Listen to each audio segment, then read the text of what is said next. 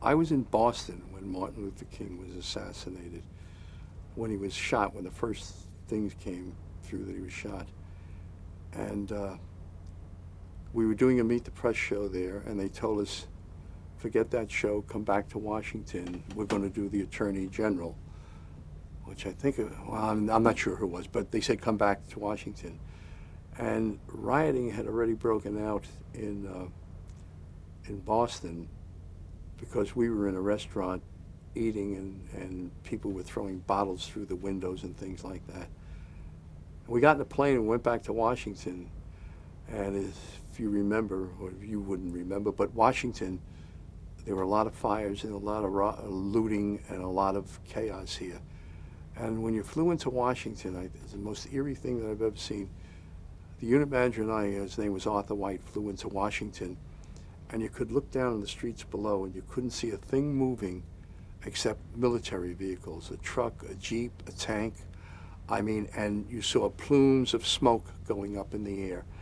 It was really, it was a really sick feeling that I had, you know, and I worried about my wife. We live in suburban Maryland, and after we landed, we actually had to I got my car and actually had to drive around the whole perimeter of Washington to get to Maryland.